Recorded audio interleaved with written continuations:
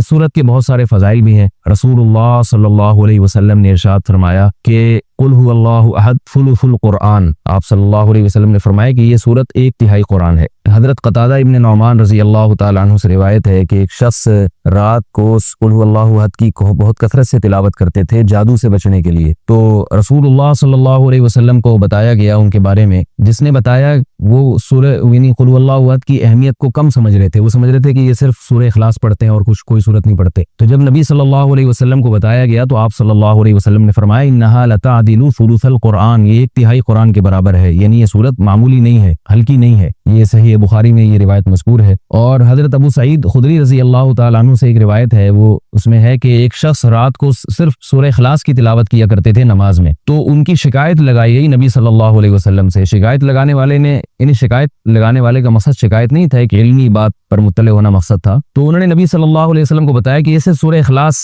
पढ़ते हैं। यानी वो भी समझ रहे थे कि ये तो एक छोटी सी सूरत है और भी कुरान पढ़ना चाहिए। तो आप सल्लल्लाहु अलैहि वसल्लम ने इस मौके पर भी फरमाया कि इन्नहा लतादिलु सुलुसल कुरान, फरमाया कि ये सूरत एक तिहाई कुरान के बराबर है। यानी ये सूरत मामूली सूरत नहीं है। फिर हज़रत आयशा रज़ी अल्लाह तआला अन्हा से रिवायत है कि आप सल्लल्लाहु अलैहि वसल्लम जब बिस्तर की तरफ जाते तो आप सल्लल्लाहु अलैहि वसल्लम कुल हुवल्लाहु अहद, कुल अऊज़ु बिरब्बिल फलक, कुल अऊज़ु बिरब्बिन नास, ये तीनों सूरतें पढ़ के अपने हाथ पे फूंक मारते और अपना हाथ पूरे जिस्म पे फेर लेते। ये तमाम आप सल्लल्लाहु अलैहि वसल्लम ने उस वक्त फरमाया जब आप सल्लल्लाहु अलैहि वसल्लम पर जादू हुआ। उसके बाद आप सल्लल्लाहु अलैहि वसल्लम का हमेशा ये मामूल रहा है। ये भी सही बुखारी की रिवायत है। सही बुखारी की एक और रिवायत में है कि हज़रत आयशा रज़ी अल्लाह तआला अन्हा फरमाती हैं कि एक मरतबा रसूलुल्लाह सल्लल्लाहु अलैहि वसल्लम ने जिहाद के लिए एक लश्कर भेजा। तो उसमें जो इमाम थे वो सूरह इखलास की बहुत ज्यादा तिलावत किया करते थे नमाज में। सहाबा कराम का जब ये लश्कर वापस लौट आए तो आप सल्लल्लाहु अलैहि वसल्लम को बताया गया कि ये सूरह इखलास बहुत ज्यादा पढ़ते थे नमाज में। तो आप सल्लल्लाहु अलैहि वसल्लम ने उनसे पूछा कि तुम ये काम क्यों करते थे, सूरह इखलास तुम इतनी ज्यादा क्यों पढ़ते थे? तो उन सहाबी ने फरमाया कि इसमें रहमान के औसाफ बयान किए हैं, अल्लाह की हम्द व सना है और इस वजह से मुझे इस सूरत से मोहब्बत है। यानी मोहब्बत है जिसकी वजह से मेरा दिल चाहता है मैं इसकी बार बार तिलावत करूं। तो आप सल्लल्लाहु अलैहि वसल्लम ने फरमाया कि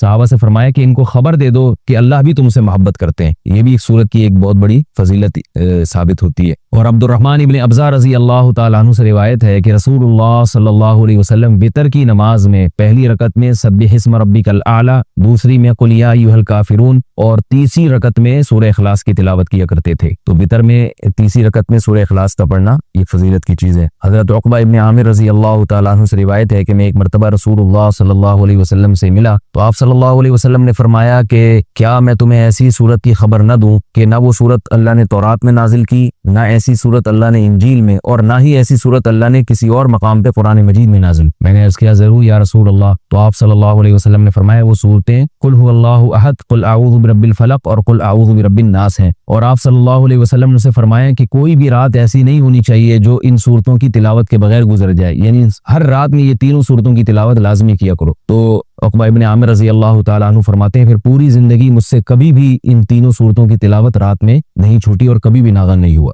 और हज़रत अबू हुरैरा रज़ी अल्लाह तआला अन्हु से एक और रिवायत है कि रसूलुल्लाह सल्लल्लाहु अलैहि वसल्लम ने किसी शख्स को कुल हुवल्लाहु अहद की तिलावत करते हुए देखा तो आप सल्लल्लाहु अलैहि वसल्लम ने फरमाया कि वाजिब हो गई। सहाबा ने पूछा या रसूल अल्लाह क्या चीज वाजिब हो गई? आपने फरमाया कि इसकी तिलावत करने वाले के लिए जन्नत वाजिब हो गई। ये तो इस सूरत के कुछ फजाइल थे जो मैंने आपके सामने बयान किए। सूरत में हमें असबाक क्या मिलते हैं? पहली तो सबक हमें तौहीद का मिलता है कि इस्लाम तौहीद के बगैर कामिल नहीं है, बल्कि इस्लाम मकबूल ही नहीं है। आज बहुत सारे लोग अल्लाह ताला को माबूद तो कहते हैं मगर अल्लाह के सिवा मुश्किल कुशा, हाजिर नाजिर और मुख्तार कुल ऐसे ऐसे अल्फाज ईजाद किए हुए हैं जो गैरुल्लाह पर भी उसका इतलाक करते हैं। बाज़ लोग कब्र परस्ती का शिकार हैं, बाज़ लोग रसूलुल्लाह सल्लल्लाहु अलैहि वसल्लम को आलिमुल गैब कहते हैं, हाजिर नाजिर कहते हैं। जबकि हमें इस सूरत में क्या सबक मिल रहा है कि अल्लाह यकता है, उस जैसा कोई भी नहीं। तो अल्लाह अगर मुश्किल कुशा है, हाजत रवा है, तो फिर अगर हम मखलूक को भी मुश्किल कुशा और हाजत रवा कह दें तो इसका मतलब ये हुआ कि मखलूक भी अल्लाह जैसी है। इसलिए कि जो माबूद है उसकी दो बुनियादी सिफात हैं, इल्म और कुदरत। माबूद में दो चीजों का होना जरूरी है, यानी आप जिसकी इबादत करते हैं उसमें दो सिफात का अला वजल कमाल होना जरूरी है। एक ये कि उसकी कुदरत कामिल हो, वो जो चाहे कर सकता हो,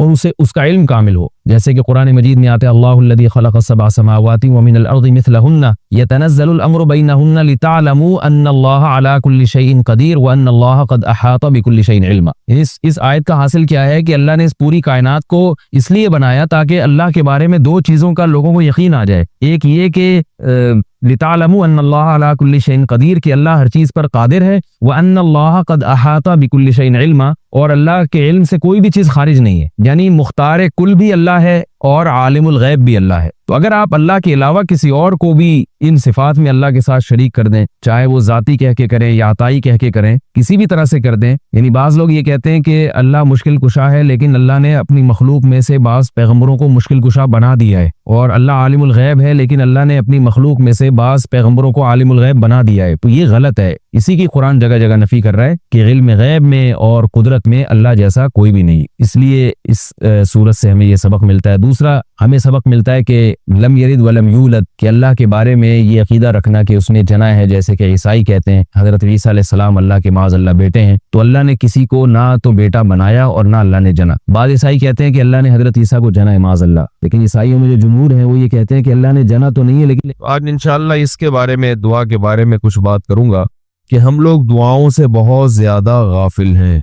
अल्लाह ताला ने कुरान मजीद में दुआ के बारे में फरमाया, उदउ रब्बकुम तज़र्रुअन व खुफिया, अपने रब को पुकारो आजिज़ी के साथ और चुपके से। जैसे अल्लाह ने नमाज का हुक्म दिया, अल्लाह ने ज़कात का हुक्म दिया, बिल्कुल इसी तरह से अल्लाह ने मांगने का हुक्म भी दिया है कि हम किससे मांगे? अल्लाह से मांगे, और मांगे यानी अल्लाह के अलावा किसी और से नहीं मांगे, और अल्लाह से भी बाकायदा मांगे, मांगने का अमल जारी रखें। आज जहां बाकी इबादतों में सुस्ती हो रही है, दुआओं में भी लोग पीछे चले जा रहे हैं, मांगते ही नहीं है, और मांगते हैं तो पता नहीं किस स्टाइल से मांगते हैं, तवज्जो नहीं होती। इज्तिमाई दुआओं पर ज्यादा जोर है, इनफिरादी पर जोर नहीं। कहीं मजमा दुआ मांग रहा होता तो हाथ उठा के आमीन आमीन शुरू कर देंगे, बस ठीक है, वो भी जायज है। लेकिन दुआ में जो असल है वो इनफिरादी है। देखें, जब आप किसी से अपनी हाजत पूरी करने के लिए, कुछ मांगने के लिए जाते हैं, तो अक्सर आपकी कोशिश होती है कि उससे अकेले में मिलो। अक्सर कोशिश क्या होती है? सबके सामने नहीं, बल्कि आप उसको लेंगे, भाई थोड़ी देर के लिए जरा मुफ्ती साहब आपसे काम है। ऐसा ही होता है ना, जरा छांव में आ जाए थोड़ी देर के लिए। लोग कहते हैं ना, मुफ्ती साहब कह रहे हैं भाई यही पूछ लो, कह रहे नहीं जरा साइड पे आ जाए। तो साइड पे जाने के बाद फिर आप कहते हैं ये मसला है, फलाना मसला है, ढमकाना मसला है। तो साइड पे ले जाने से बाज दफा ये भी होता है कि सबके सामने आदमी अपनी बात नहीं लाना चाह रहा होता, और बाज दफा ये भी होता है कि मैं अपनी बात तवज्जो के साथ सुना सकूं। तो दुआ में इंसान, अल्लाह तो सबकी बात सुनता है, मजमे में भी और तन्हाई में भी, लेकिन आप दुआ मांगने में जो आपकी तबीयत लगेगी, तवज्जो से मांगोगे, वो तन्हाई में ज्यादा शौक से, ज्यादा रगबत से मांग सकते हो। इज्तिमा में ऐसी रगबत और ऐसी शौक से इंसान दुआ नहीं मांग सकता। तो इनफिरादी दुआएं ही खत्म होती जा रही हैं। कुरान मजीद में अल्लाह ताला ने रमजान की जो आयतें हैं, उन आयतों के बाद जिक्र किया, वइज़ा सअलका इबादी अन्नी फइन्नी करीब, ए नबी इनसे कह दीजिए कि जब ये मुझसे मेरे बारे में पूछें तो आप इनको बता दें कि मैं बहुत करीब हूँ तुम्हारे। उजीबु दावत दाई इज़ा दान, जब कोई पुकारने वाला, दुआ मांगने वाला मुझसे दुआ मांगेगा तो मैं उसकी पुकार का जवाब बोले भाई उस पुकार का जवाब दूंगा। पुकार का जवाब देने का मतलब क्या होता है? कबूल करूंगा उसकी दुआ। जवाब का ये मतलब नहीं कि अच्छा मैंने सुन लिया है, चलो। एक जवाब तो ये भी होता है ना, अच्छा अब चुप हो जा। हम किसी को पुकार रहे हो, अगला कहते हैं अच्छा भाई ठीक है, पता चल गया, अब चुप करके बैठ जाओ आराम से। तो अल्लाह ताला जब जवाब देते हैं तो क्या मतलब होता है कि अल्लाह ताला वो दुआ कबूल कर रहे हैं। हम दुआ कसरत से मांगते क्यों नहीं है? उसकी वजह यह है कि हमारे जहन में एक चीज शैतान ने बिठा दी है कि मांगो तब भी वैसे के वैसे ही है, नहीं मांगो तब भी वैसे के वैसे।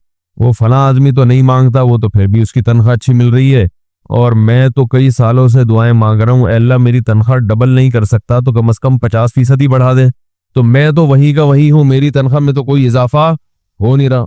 तो हम तो देखते हैं कि इधर दुआ मांगो कुछ भी नहीं हो, सिवाय सवाब के कुछ भी नहीं मिलता। ये वो चीज है जो इंसान को दुआओं से रोकती है।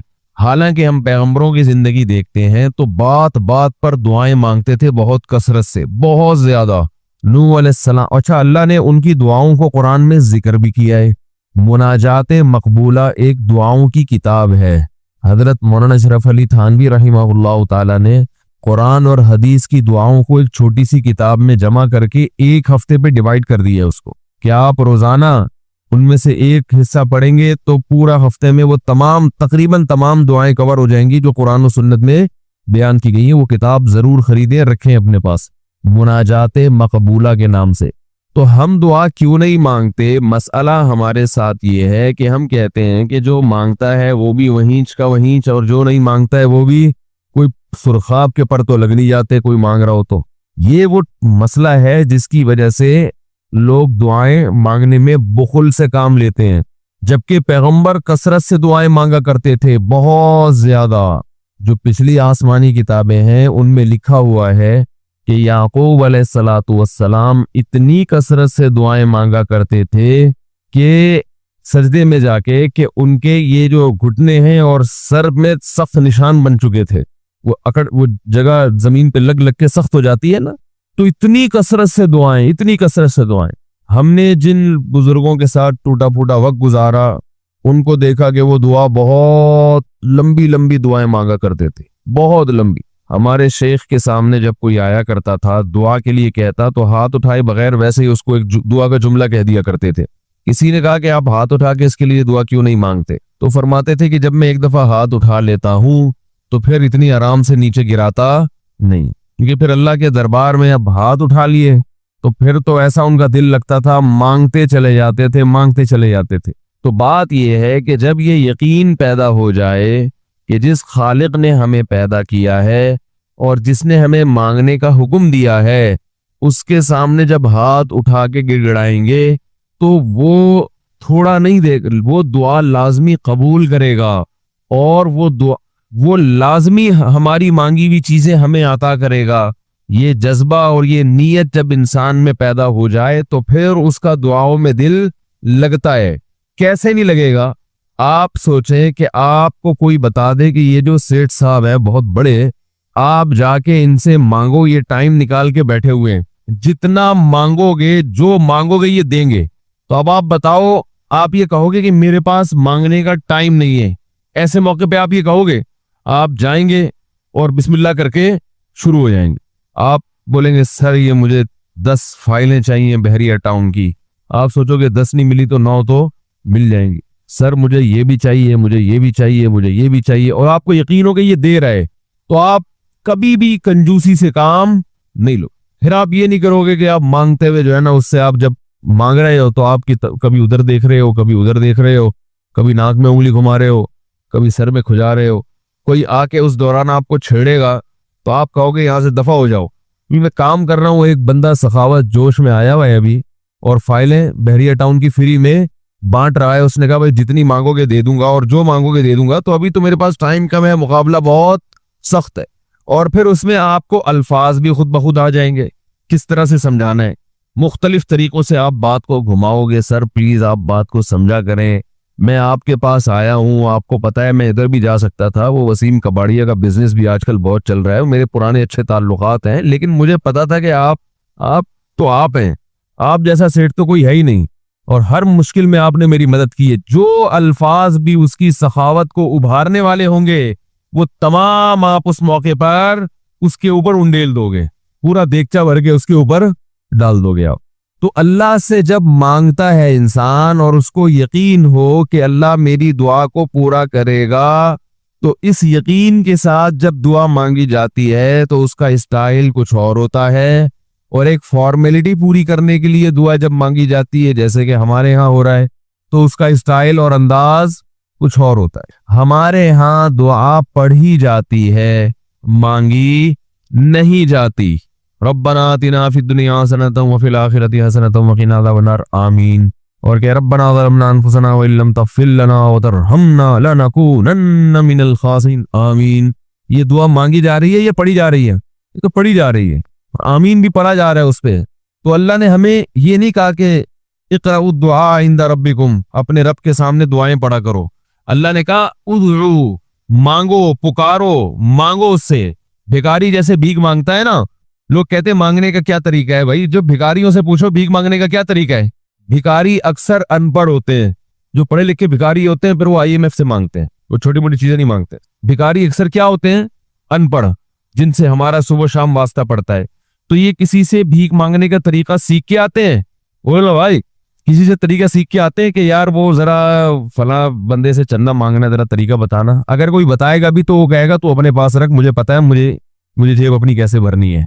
उस मौके पे जो उसकी हालत देख के ना, वो अपना मुंह भी टेढ़ा मेढ़ा करेगा, कपड़े भी फटे पुराने, और बहुत घुमाएगा बात को, ऐसे मुंह बनाएगा जैसे दुनिया में इससे ज्यादा गरीब और मोहताज कोई है ही नहीं। सहरी पानी से की है मैंने, घर में बच्चे भूख से बिलक रहे हैं, ऐसी कहानियां सुनाएगा, ऐसी कहानियां सुनाएगा।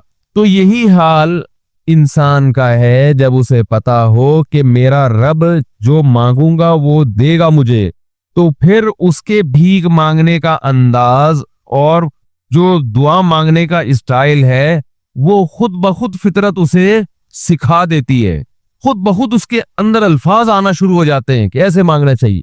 लेकिन प्रॉब्लम ये है, मसला ये है कि दिल में ये बात बैठ चुकी है कि कबूल नहीं हो रही।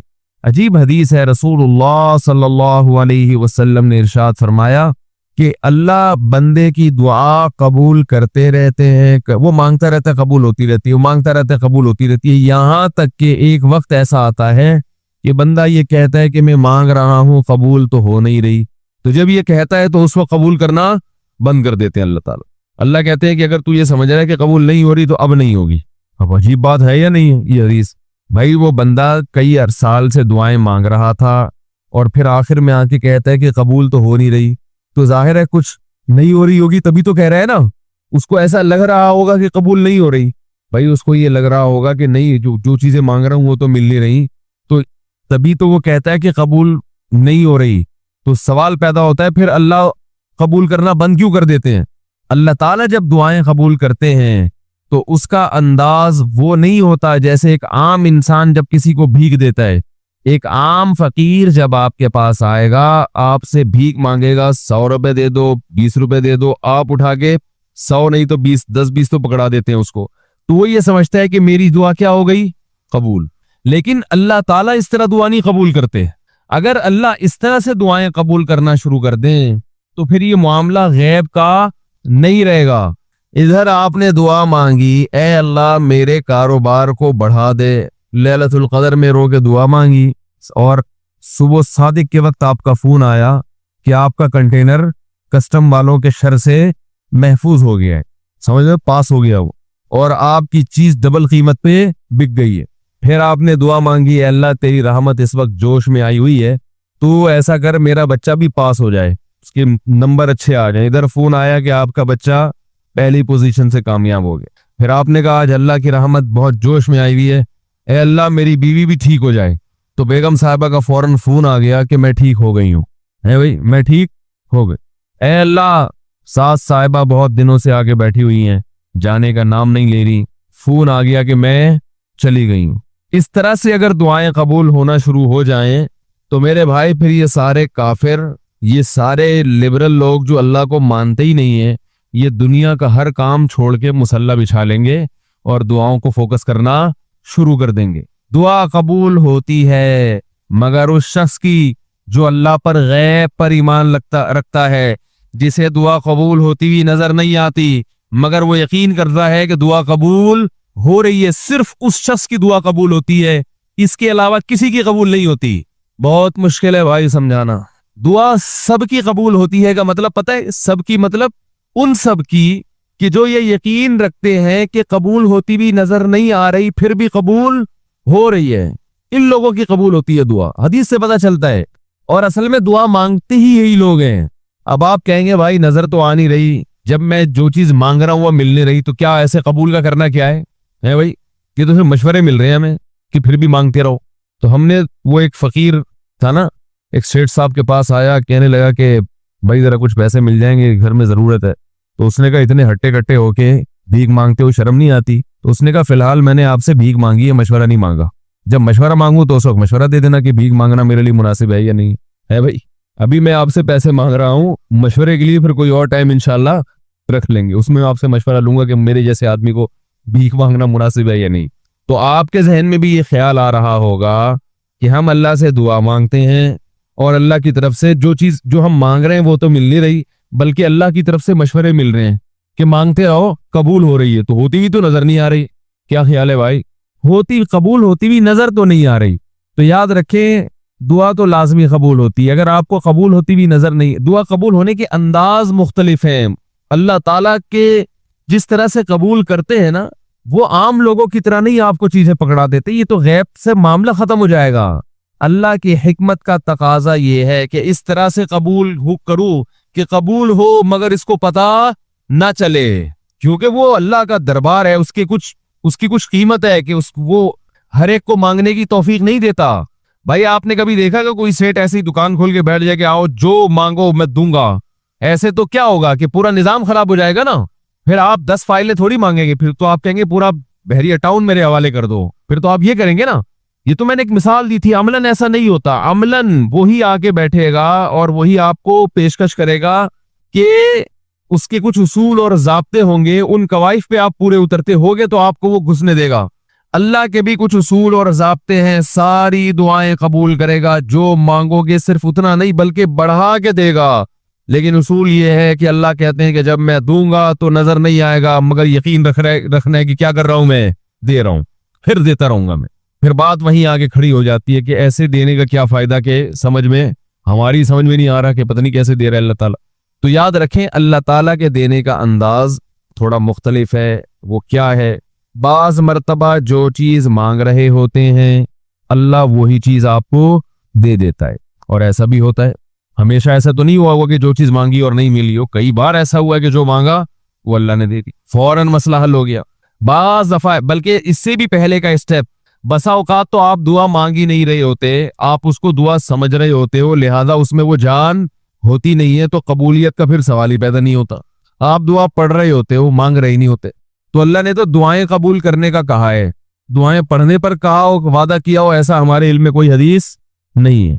देखें, यूनुस अलैहिस्सलाम जब मछली के पेट में थे तो यूनुस अलैहिस्सलाम को अपनी खता का एहसास हुआ कि मैं अल्लाह की परमिशन के बगैर अपनी कौम को छोड़ के आ गया हूं। उनको एहसास हो गया, तभी अल्लाह ने मुझे मछली के पेट में डाल दिया है। तो अब आपने मछली के पेट में जाके ये दुआ मांगी, ला इलाहा इल्ला अंता सुब्हानका इन्नी कुन्तु मिनज़ ज़ालिमीन। ए अल्लाह, तेरे सिवा कोई इबादत के लायक नहीं है। सुब्हानका, तू हर ऐब से पाक है। तूने जो मुझे मछली के पेट में डाल दिया तो ये तेरी गलती नहीं है, तू तो हर ऐब से पाक है। इन्नी कुन्तु मिनज़ ज़ालिमीन, मैं हूं जुल्म करने वाला अपनी जान पे, मुझसे गलती हुई है। अल्लाह ताला को आपका ये मांगना इतना पसंद आया कि मछली को हुक्म दिया कि इनको साहिल पर उगल दो। और ना सिर्फ ये कि मछली ने आपको साहिल पे डाला, वो अम्बतना अली शजरतम मिन यक़तीन, यक़तीन कोई दरख्त था वो भी अल्लाह ने उगा दिया धूप से बचाने के लिए। लेकिन जब मुसीबतों में हम ये कलमा पढ़ते हैं, ला इलाहा इल्ला अंता सुब्हानका इन्नी कुन्तु मिनज़ ज़ालिमीन, तो हम यूसुफ अलैहिस्सलाम वाले जज्बे से ये कलमे में जो अल्फाज हैं वो मांगते नहीं है, बल्कि हम ये कलमा पढ़ते हैं। समझ रहे? पढ़ने की भी बरकतें होती है, मैं उसका मुनकिर नहीं हूं, लेकिन हमारे जो वर्डिंग होती है ना, वो मांगने का स्टाइल नहीं होता। हम छोटे बच्चे थे तो मस्जिद में आयत करीमा का विर्द हुआ करता था। भाई हालात खराब है आजकल, इमाम साहब स्पीकर पे ऐलान करके बुलाते थे, आ जाओ भाई आयत करीमा का विर्द होगा, ला इलाहा इल्ला अंता सुब्हानका इन्नी कुन्तु मिनज़ ज़ालिमीन, 5 लाख दफा पढ़ा जाएगा। तो हम मस्जिद में आते, वो मस्जिद में दाने रख, हम तो आते थे, उसके बाद जलेबियां भी मिलती थी, बड़ी गरम गरम टाइट जलेबियां होती थी। अब तक वो मजा नहीं आया जलेबी में। तो वो जलेबियां भी होती थी, ऊपर दाने रखे हुए होते थे, वो 5 लाख दाने होते थे, खत्म करने होते थे। तो फिर हम क्या करें, ला इलाहा इल्ला अंता सुब्हानका इन्नी कुन्तु मिनज़ ज़ालिमीन, ला इलाहा इल्ला अंता सुब्हानका। उसमें फ्रॉड नहीं करते थे, पढ़ते पूरा था अल्हम्दुलिल्लाह। बाज लोग तो क्या करते थे, एक मुट्ठी ली ला इलाहा इल्ला अंता सुब्हानका इन्नी कुन्तु मिनज़ ज़ालिमीन, फूंक मारा और साइड पे रख दिया। वो ये ड्रामे भी होते थे, लेकिन हम पूरे ही पढ़ते थे हम। लेकिन उसमें मांगने का अंदाज तो नहीं होता था, ला इलाहा इल्ला अंता सुब्हानका इन्नी। फिर उसमें बच्चे थे, शरारत भी शुरू हो जाती थी। फिर देख रहे कोई उधर देख रहा है तो एक दाना उठाया, ला इलाहा इल्ला अंता सुब्हानका इन्नी कुन्तु मिनज़ ज़ालिमीन, यूं करके उसकी नाक पे मारा है। कोई उधर देख रहा है तो उसकी जेब में डाल दिया। तो ये दुआ मांगी जा रही है, ये तो पढ़ी जा रही है, फॉर्मेलिटी है कि 5 लाख पूरे करने हैं, तो उसके बाद जलेबी खाना है और निकलना है। तो आज भी ऐसा ही हो रहा है। इमाम साहब दुआ मांगते हैं, लोग कहते हैं यार चलो जब नमाज पढ़ ली, 4 रकअतें पढ़ ली, सलाम भी फेर लिया, तो इसमें क्या जा रहा है, ये भी पूरा ही कर लो। ऐसा ही होता है ना, ये भी पूरा ही कर लो, आमीन आमीन कह लेंगे। इमाम साहब ड्राइवर हैं, हम पीछे मुक्तदी हैं, तो जहां उतारेंगे वहीं उतरेंगे हम लोग, पहले तो नहीं उतर सकते। तो ये एक लोगों के जहन में तस्वुर है। नबी सल्लल्लाहु अलैहि वसल्लम ने फरमाया, अल्लाह ज़हर कल्ब के साथ दुआ की तरफ तवज्जो नहीं देते। ज़हर कल्ब का मतलब आपका दिल हाजिर नहीं हो, कुछ और सोच रहे हो और इधर से आपने वैसे ही एक फॉर्मेलिटी पूरी करने के लिए। अल्लाह कहते हैं कि जब तू मांगने में मुखलिस नहीं है तो मैं तुझे क्यों दूं? तो मांगने में ही मुखलिस नहीं है तो बाज दफा, बल्कि अक्सर ऐसा होता है कि हमारी दुआ में जान ही नहीं होती। आदम अलैहिस्सलाम को जब जन्नत से निकाला गया तो परेशान थे, बेचैन थे, मुस्तरब से, मैं क्या करूं कि अल्लाह मुझसे खुश हो जाए। इस बेचैनी में अल्फाज नहीं आ रहे समझ में। फतलक्का आदम मिर रब्बिही कलिमातिन, अल्लाह फरमाते हैं अल्लाह ने आदम के दिल में कलिमात डाल दिए उनकी बेचैनी को देख करके, इस तरह से मुझे मांगो। जब इंसान इखलास के साथ दुआ मांगता है तो अल्फाज का इल्का कहां से होता है? अल्लाह की तरफ से वो इल्का होना शुरू होता है। अल्लाह कहते हैं इस तरह से मांग। हजरत हकीम अख्तर साहिब रहिमहुल्लाह ताला ने एक वाकया बयान किया, फरमाया कि एक शख्स ने हरम में, उन्होंने देखा या किसी और बुजुर्ग ने देखा कि हरम में एक शख्स अल्लाह से दुआ मांग रहा है गुनाहों की माफी के लिए, और अल्लाह से कह रहे हैं कि ऐ अल्लाह, अगर तू मेरे गुनाह माफ कर देगा तो तू भी खुश होगा और तेरे हबीब मोहम्मद सल्लल्लाहु अलैहि वसल्लम भी खुश होंगे कि एक आदमी की बख्शिश हो रही है, और तेरा ये बंदा भी खुश हो जाएगा। और अगर माफ नहीं करेगा तो तू भी खुश नहीं होगा, क्योंकि अल्लाह को जहन्नम में डाल के खुशी तो होती नहीं है बंदों को, और तेरे हबीब मोहम्मद सल्लल्लाहु अलैहि वसल्लम को पता चलेगा वो भी खुश नहीं होंगे, और मैं भी खुश नहीं होऊंगा। शैतान खुश होगा जो तेरा दुश्मन है। अब खुद सोच ले, तू अपने दुश्मनों को खुश करना चाहता है, ये इतने सारे हैं, वही इतने सारे दोस्त हैं तेरे, उनको नाराज करके तो खुश किसको कर रहा है? अपने तू जो तेरा भी दुश्मन है, मेरा भी दुश्मन, और तेरे हबीब मोहम्मद सल्लल्लाहु अलैहि वसल्लम का भी दुश्मन है। तो देखो कैसे अल्फाज हैं उसके। तो ऐसा कि बज़ाहिर बख्शिश के अलावा का ऑप्शन छोड़ा ही नहीं। क्या क्या ख्याल है? हज्जाज इब्ने यूसुफ बड़ा जालिम था, बड़ा जालिम। मौत का जब वक्त आया, थे ये लोग ईमान वाले, चाहे जालिम थे, बदअमल थे, लेकिन अल्लाह पर ईमान बहरहाल रखते थे। उनको पता था कि मैं गलत कर रहा हूं। जब मौत का वक्त आया तो कहने लगा कि ए अल्लाह, लोग कहते हैं कि तू मुझे नहीं बख्शेगा, लोग कहते हैं कि मेरे जैसे गुनाहगार को तू नहीं बख्श सकता। बड़े अजीब अल्फाज हैं, अल्लाह की रहमत को जोश दिला रहे कि तू ऐसा करके दिखा दे, यानी कुछ ऐसा करके दिखा दे कि जो तेरे बारे में लोग गुमान कर रहे हैं वो गुमान क्या हो जाए। ये बिल्कुल ऐसे है जैसे कोई बहुत बड़ा सेठ हो, आप उससे बहुत ज्यादा बड़ा कर्जा मांगने के लिए जाएं जो कि आमतौर पर नहीं मिलता, लेकिन आप उसको जोश दिला रहे हो कि लोग कहते हैं कि तू इतना बड़ा कर्जा नहीं दे सकता, तो आज तू अपनी सखावत दिखा दे कि मैं इतना बड़ा कर्जा भी दे सकता हूं। तो मरते हुए क्या कहने लगा कि अल्लाह, ये पब्लिक कह रही है कि तू मुझे नहीं बख्श सकता, यानी ये तेरी रहमत को चैलेंज कर रही है कि इतने बड़े गुनाहगार को नहीं बख्शेगा अल्लाह। तो आज क्या कर ले, तू ये दिखा दे अपनी रहमत से कि मैं इतने बड़े गुनाहगार को भी माफ कर सकता हूं। अब पता नहीं अल्लाह ने माफ किया नहीं किया, वो तो अल्लाह का मामला और हज्जाज में यूसुफ का मामला। लेकिन उलमा कहते हैं ये उसने अल्फाज बड़े डेंजरस कहे हैं मरते वक्त। डेंजरस का मतलब यानी दूसरे माना में ऐसे है कि इसने अल्लाह की अर्श को हिला दिया होगा। अल्लाह को मांगना इतना पसंद है। पहली बात तो ये जहन में रखें कि इससे बड़ी कोई इबादत नहीं है दुआ से, और दुआ से मुश्किल कोई इबादत नहीं है। नमाज पढ़ना आसान है, ज़कात देना आसान है, रोजा रखना भी आसान। सबसे मुश्किल काम क्या है? दुआ मांगना। इसी वजह से हमने जिन लोगों को देखा कि वो वाकई दीनदार हैं, अल्लाह वाले हैं, हमने सिर्फ उन्हीं को दुआएं मांगते हुए देखा है। आम लोगों को हमने दुआओं को इतना फोकस करते हुए नहीं देखा। वो दूसरी चीजों को ज्यादा फोकस करते हैं, दुआओं पे ज्यादा जोर नहीं होता उनका।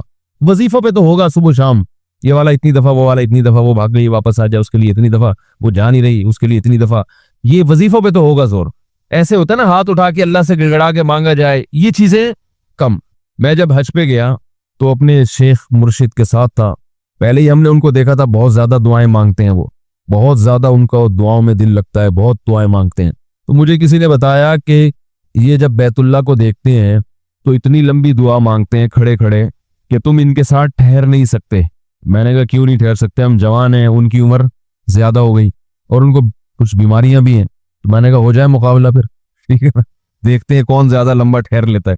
तो जब बैतुल्लाह पहुंचे हैं, उनकी नजर बैतुल्लाह पे पड़ी, जरा करीब गए। ये जो कहते हैं ना बैतुल्लाह पे नजर पड़ते ही वहीं ठहर जाओ, शुरू हो जाओ, ऐसा नहीं है।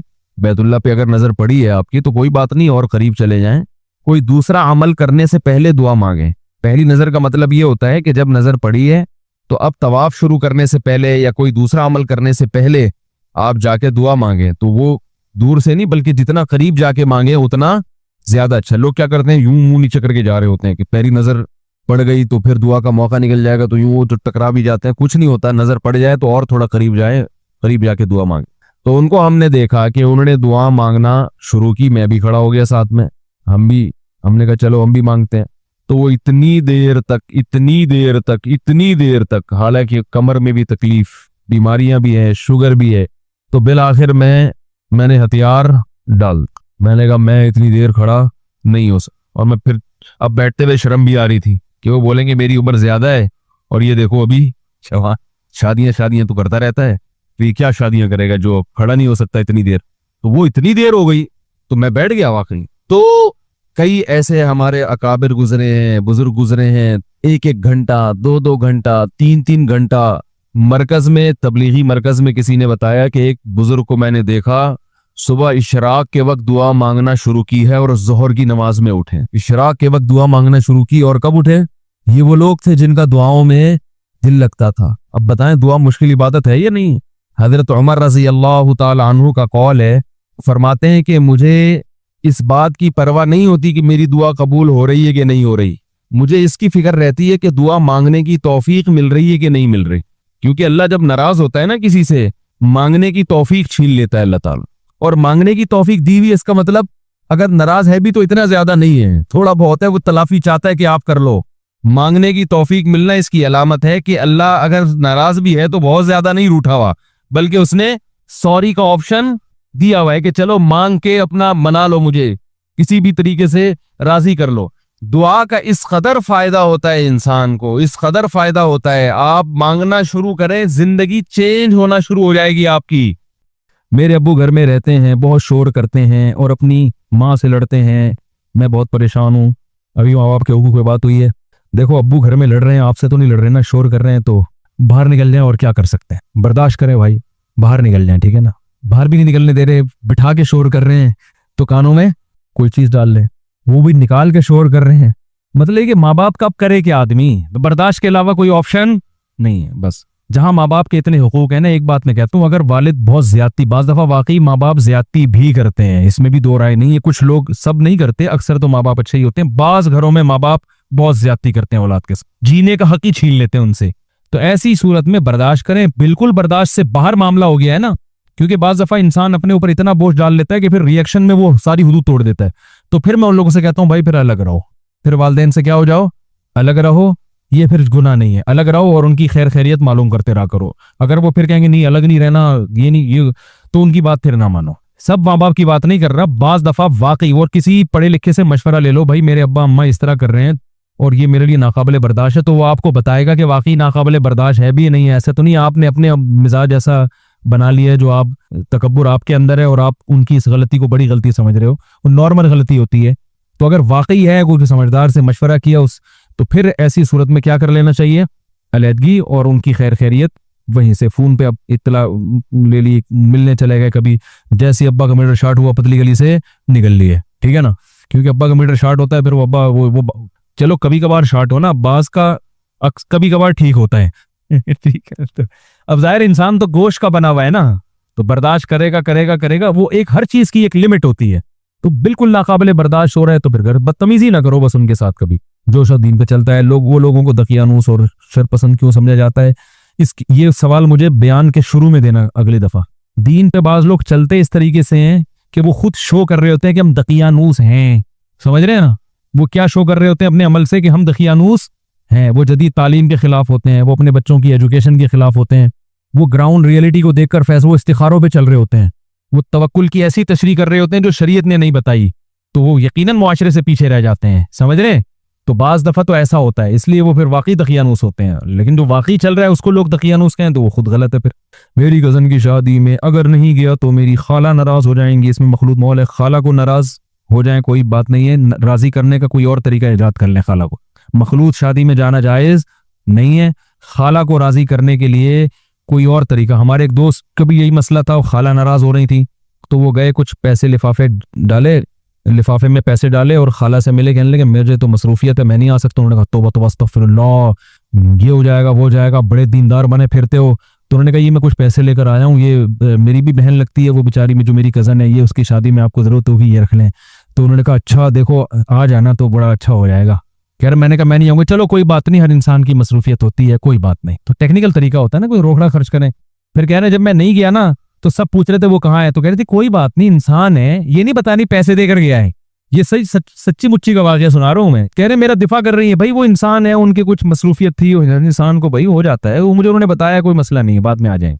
तो थोड़े से पैसे अगर अल्लाह ने दिए तो वो लिफाफे में डाल के दे दें, मामला शक। पैसा ऐसी चीज है जो हर जगह काम आता है, तो बजाय रिश्वत में इस्तेमाल करने के रिश्तेदारी जोड़ने में इस्तेमाल करो इसको। दीनदार आदमी से फतवे तो दे देता है वो, मैं नहीं जाऊंगा, ये हराम है शादी में जाना, ये क्या बेहयाई है, मैं नहीं जाऊंगा और तुम सब जहन्नम में जाओगे, है फतवे दे देगा।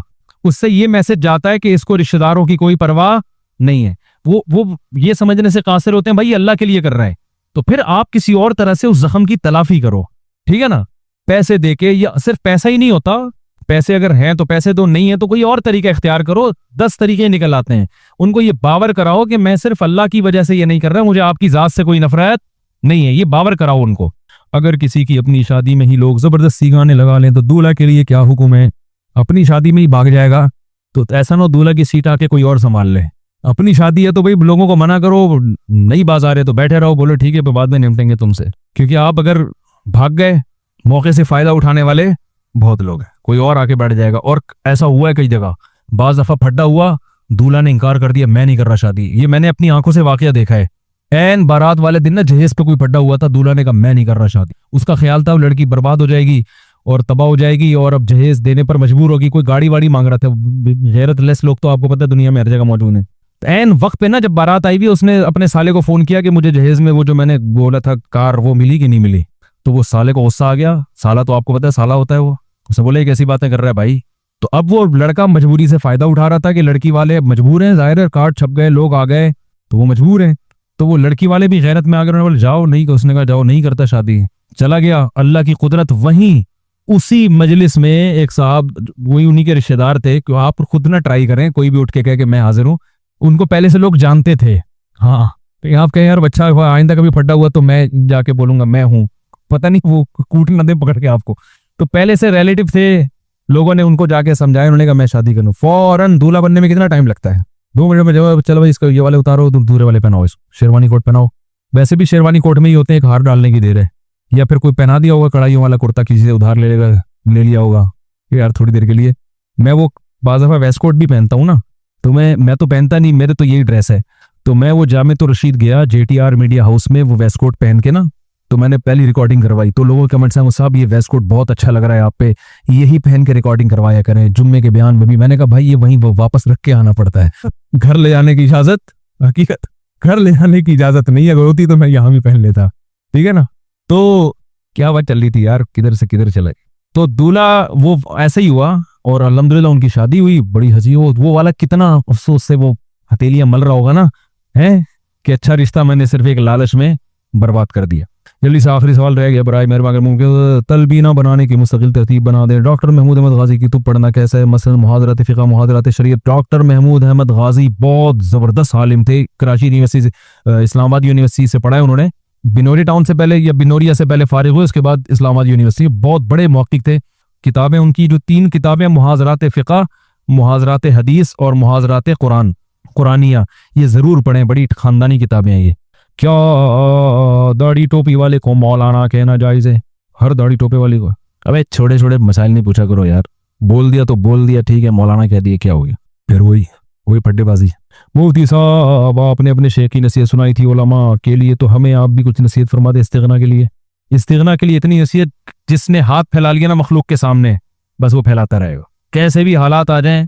जायज़ है हाथ फैलाना मजबूरी में, लेकिन इल्तिजाम करो जो मर्जी हो जाएगा, पब्लिक के सामने हाथ नहीं फैलाना। भूखे मर जाओ, बोले नहीं फैलाऊंगा हाथ, तो इस पे क्या होगा? अल्लाह की आदत है, थोड़ा शुरू में आजमाता है, फिर जो है ना अल्लाह ताला रिस्क के दरवाजे खोल देता है। मुफ्ती साहब रिस्क के लिए समंदर पार सफर जायज़ है? क्यों नहीं भाई, कुरान में तो बार बार अल्लाह ने समंदर का तस्करा किया है कि लितब्तगू फज़लन मिन रब्बिकुम, कि तुम्हें अल्लाह ने समंदर मुसख्खर किया ताकि रोजी तलाश करो।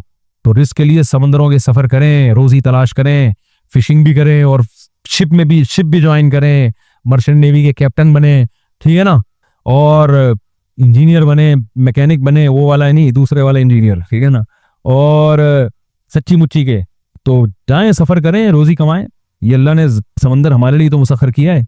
लोग तिजारत नहीं करेंगे तो मुझे एक बात बताओ, ये मुसलमान ताजिर ना होते तो ये दीनी मदारिस कैसे चलते? ये तो नहीं चलते ना, सारे गरीबों के बैठ जाएंगे तो फिर मसला तो खराब हो जाएगा ना। इकोनॉमिकली भी तो मजबूत होना जरूरी है। मेरी दादी की तबीयत खराब है, दिल से दुआ अल्लाह ताला उनको शिफा अता फरमाए। मुफ्ती साहब, गुस्ल करने के बाद अगर शर्मगाह पे हाथ लग जाए तो गुस्ल टूटता, फासिद हो जाता है? नहीं होता, बास फुक़हा का मजहब है, लेकिन फ़िक़्ह हनफी में नहीं टूटता वुज़ू। मुफ्ती साहब ये बताएं कि फ़र्ज़ नमाज के बाद लंबी दुआ क्यों नहीं करनी चाहिए? और एक जगह आता है कि दुआएं कबूल होती हैं, हदीस में जो आता है ना फ़र्ज़ के बाद दुआ कबूल होती है, तो वही बात है कि पूरी हदीसों को लिया जाए ना कि नबी ने कैसे दुआ मांगी है फ़र्ज़ के बाद। तो हमारे इल्म में कोई ऐसी ऑथेंटिक रिवायत नहीं है कि आप सल्लल्लाहु अलैहि वसल्लम फ़र्ज़ नमाज के बाद हाथ उठा के दुआ मांगा करते थे। तो जिस नबी ने कहा कि फ़र्ज़ के बाद दुआ कबूल होती है, उसी नबी ने दुआ का तरीका बताया। वो दुआ क्या है? वो वज़ाइफ़ हैं। अल्लाहुम्मा अंतस सलाम पढ़ो, आयतुल कुर्सी पढ़ो, अल्लाहुम्मा ला मानिअ लिमा अतैत पढ़ो।